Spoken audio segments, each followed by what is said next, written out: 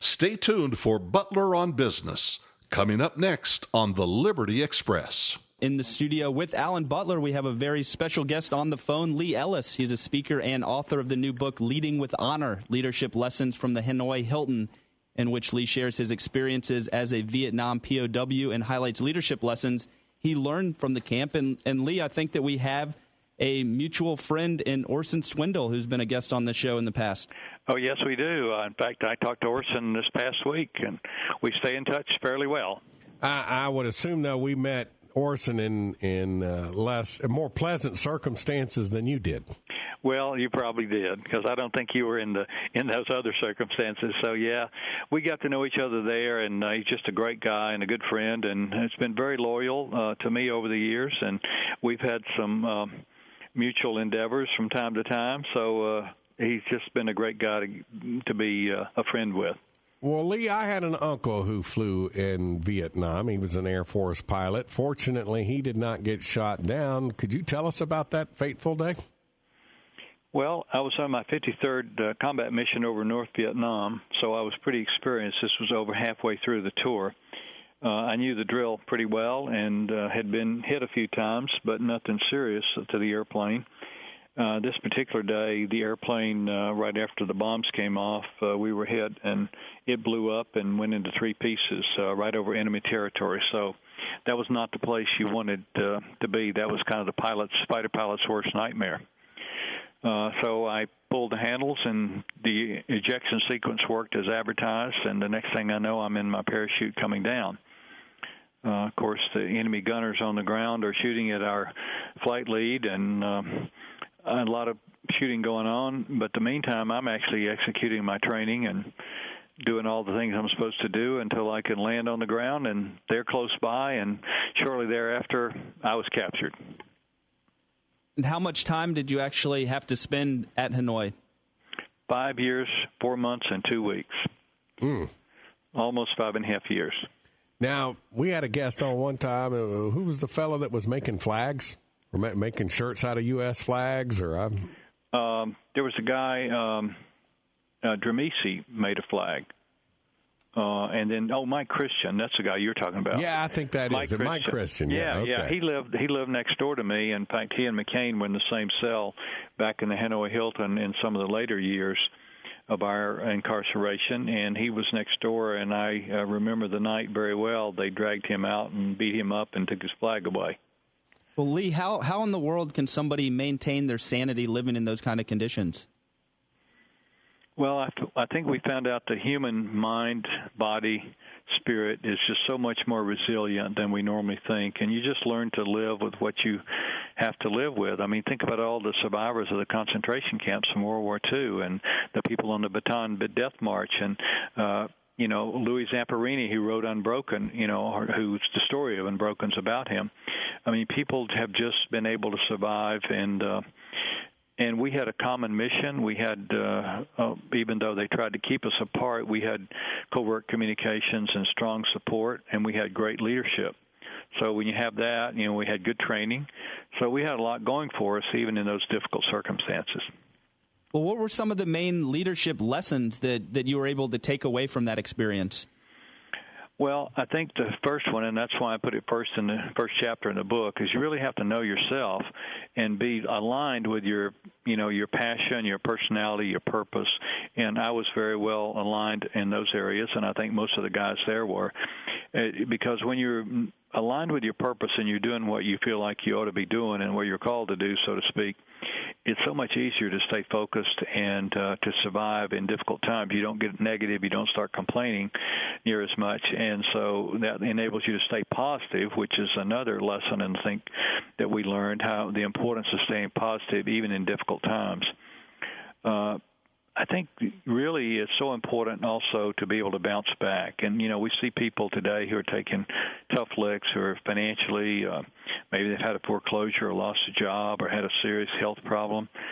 And just knowing you've got to bounce back and being able to do that, knowing that I can get through this is very important. And one more I'll just throw out right now, and that is it's so important to have a support team. You don't want to go through life alone. The SEALs don't fight alone. The fighter pilots don't fight alone. You've got to have that support team around you that will encourage you, that's kind of there to have your back, and also to kind of call your hand sometimes if you have a question about integrity. And that's another important lesson of guarding your character. And one way you guard your character is you have people with whom you can kind of run your ideas by, somebody you can share your soul with, and they can give you feedback on whether your ideas meet the smell test. Well, in addition to knowing yourself and staying positive and having that team there to support you, I did want to talk a little bit more about guarding your character. How can somebody make sure, under tough circumstances, that they are, in fact, staying true and, as you put it, having strong integrity and remaining on track with guarding character? I think you have to start with, first of all, what you say and think your values are and what you're committed to. The goal is to make your walk match your talk. So identify what your talk is and see if that's really the way you feel about it. And if it is, then you have to really make a commitment. And that commitment has to be grounded very deeply inside you into your core values. And then you have to consciously continue to make decisions that support that. And the way you do that, when the temptation comes, you're going to have fears and doubts. And that's when you have to have the courage to lean into the pain of your fears and doubts to do the right thing, the thing that you're committed to doing. And we saw that with all of us POWs. We're committed to being loyal to our country, following code of conduct, being loyal to each other. But when the communists pulled us in for an interrogation and they wanted something from us, then we had to we had to draw from our courage to say no, which meant torture sometimes. Not always, but sometimes, or it may mean some other kind of punishment.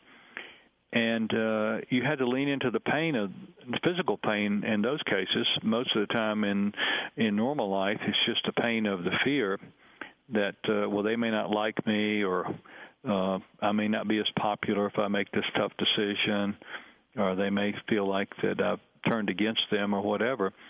But leaning into the pain and making that courageous decision to do what you know is right. And that's where I think we have people that are falling down today. They're taking the easy way out to take care of themselves rather than to take care of the values that they say they're committed to, which are beyond themselves. Lee, what was a typical day like for you fellas?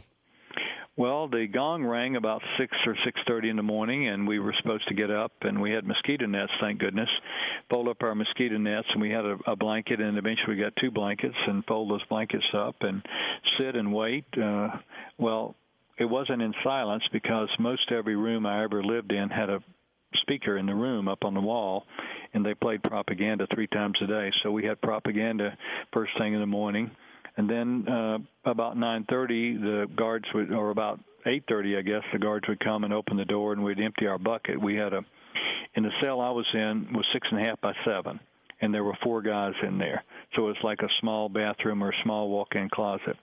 They'd open the door, and one of us would take the 3-gallon bucket that was our bathroom and empty it in the sewer. Then about 9:30, they would open the door, and we would go out and get our bowls of soup and a piece of bread or some rice, a bowl of rice. And we had 2 meals a day. They usually were the same. And we had 6 months of pumpkin soup, 3 months of cabbage soup, and 3 months of, we call them turnip greens or sewer greens. They're really some sort of aquatic vegetable, kind of like turnip greens or something like that. Lincoln. So it was a very harsh, cold in the winter, hot in the summer, threats of being tried as war criminals, torture occasionally. So it was a pretty rough time. Well, Lee, during the break, we had several listeners send us questions for you over Twitter. If you want to email us a question, you can do so at info@butleronbusiness.com. Or if you want to tweet us a message for Lee, you can do so at ButlerOnBiz. Lee, first of all, we had several listeners want to thank you for your service, which Alan and I would also like to echo. It's definitely important to have men and women like yourself that make the freedoms that we enjoy possible. Well, thank you. And one of the first questions that one of our listeners wanted to know is that, did you have any correspondence at all with your friends and family while you were a prisoner at the Hanoi Hilton? I wrote my first letter at the 2-year point. and my parents received it a few months later, and I received my first letter at the 2.5-year point. These were 6-line letters initially, and then eventually they got generous, and we went to 7-line letters, 7 lines total for the letter. And we got a letter. We wrote a letter about every other month. Well, the first year maybe only about 3 or 4 the whole year, but then every other month. And we received a letter probably, I guess, maybe 4 or 5 or 6 a year after we initially were able to start writing and receiving. Lee, this is not from a listener, but from me, were you flying an A3? No, I was flying an F-4 Phantom. Oh, okay. I was Air Force. Gotcha. And I was single, so I wasn't married, which made things a lot better. You know, didn't have to worry about wife and family back home. And during those years, my parents obviously went through a pretty tough time, but they weathered the storm and did a good job. Now, speaking of your parents, how long was it before they became aware that you had, in fact, survived and taken prisoner? Well, the fact that I got on the ground and was able to get my radio out and make a radio call and say I'm on the ground and I was trying to evade the enemy, they knew that I was alive on the ground. Then they didn't know anything for about a year and a half, and one of the POWs who had lived nearby to me that I'd been able to have face-to-face visual contact, and we had written messages on our spelling them out on our hands with our fingertip, writing like it was a pad. We didn't have a pad, but just spelling them out with our finger. We were able to exchange names and shoot down dates.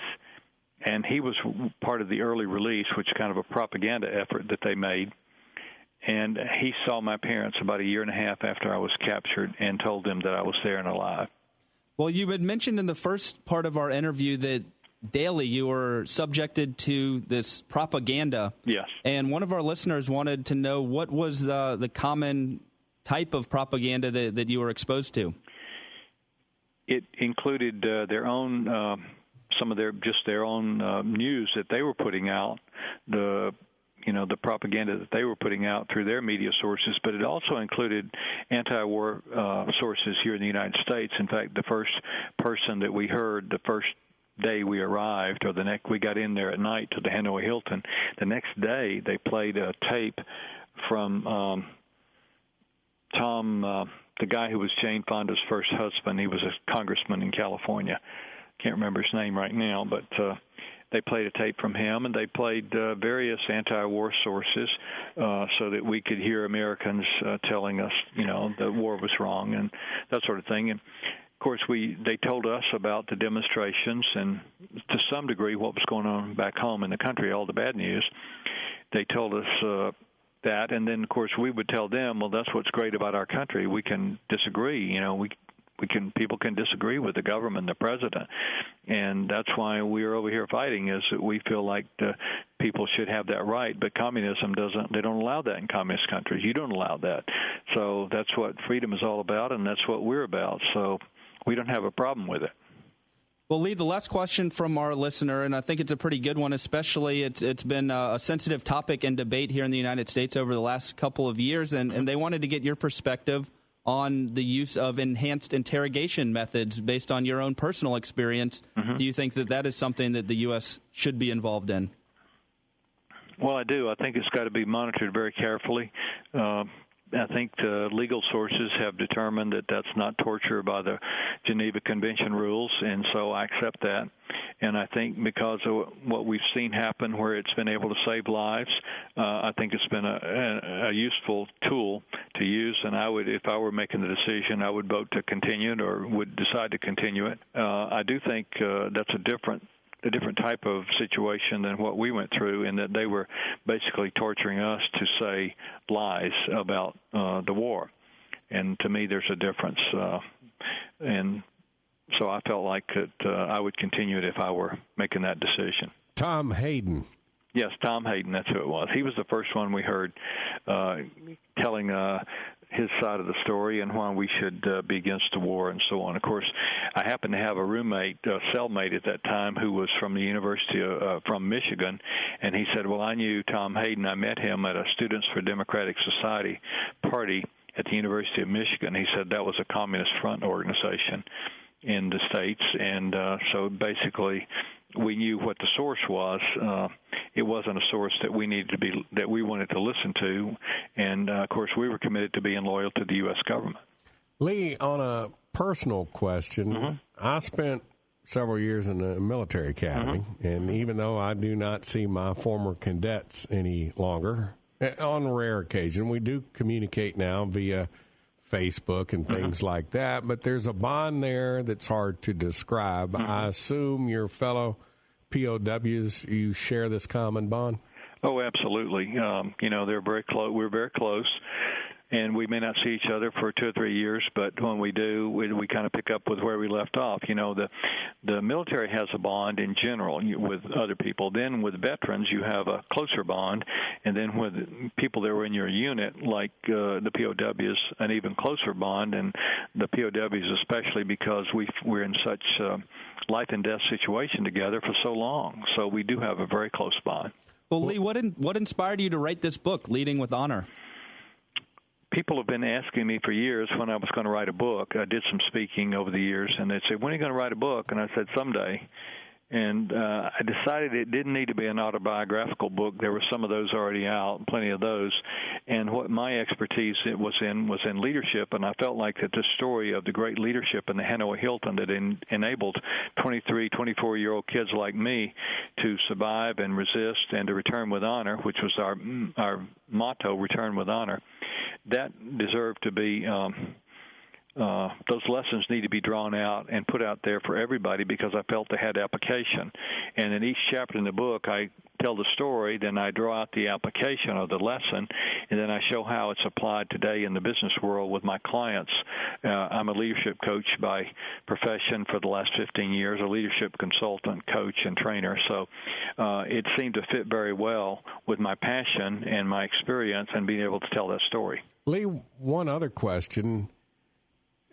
When you fellas came home, and not just the POWs, but most of the returning veterans of the Vietnam War, you weren't greeted with the applause and the TV commercials and all of that. Do you feel like that worm's turned and now y'all are getting the credit you deserve? Well, first of all, the POWs were probably the only group that got a good welcome coming home from the Vietnam War. So we were well received. I had a parade over in Commerce, Georgia on March the 28th, 1973. Because the war was over, people were glad about that. And the POWs were kind of a special case, I think, that we did have sympathy of the American people in general. So people turned out, and they really did support us well. But the typical veteran, no.